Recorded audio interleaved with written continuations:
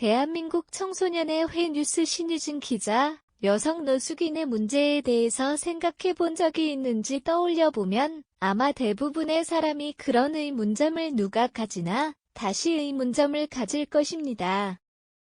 서울역에 가면 노숙인들이 있지만 피해야 할 대상으로 인식될 가능성만 높을 뿐 어떠한 문제점을 가졌는지에 대해서는 관련 분야 종사자나 연구원이 아니라면 아마 생각하기 쉽지 않은 문제일 것입니다. 거리에서 보이는 노숙인은 대부분 남성이기 때문에 노숙인을 떠올렸을 때 성별을 남성으로 인식할 가능성이 높습니다. 그러나 여성 노숙인도 있으며 인식 자체가 부족하기 때문에 이어지는 문제에 대해서 우리는 생각해 볼 필요가 있습니다.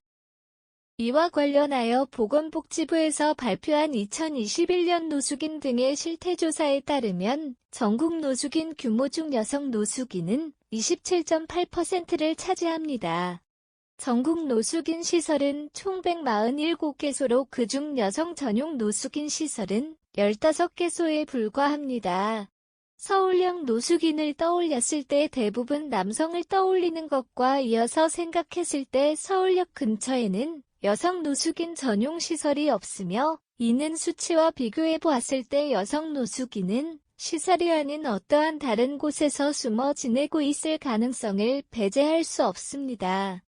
여성 노숙인의 정신질환 문제에 대해서도 무시할 수 없습니다. 여성 노숙인의 경우 정신질환을 가지고 있는 경우가 많습니다. 2021년 노숙인 등의 실태조사 결과에 따르면 정신질환 진단을 받은 노숙인의 비율 중 여성이 42.1%로 여성의 비율이 높은 것을 알 수 있습니다. 남성의 비율은 15.8%로 26.3%포인트의 차이가 있습니다.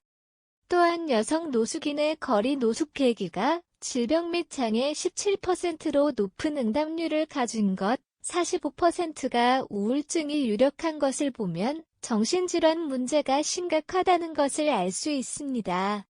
여성 노숙인은 일자리에서도 문제를 가지고 있습니다.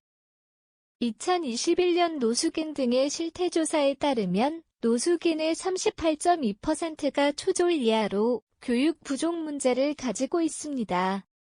그래도 노숙인들은 국내에서 노숙인에게 지원하는 일자리에 참여하기도 합니다. 그러나 이 일자리는 용접 등 남성을 중심으로 하는 분야가 대부분입니다.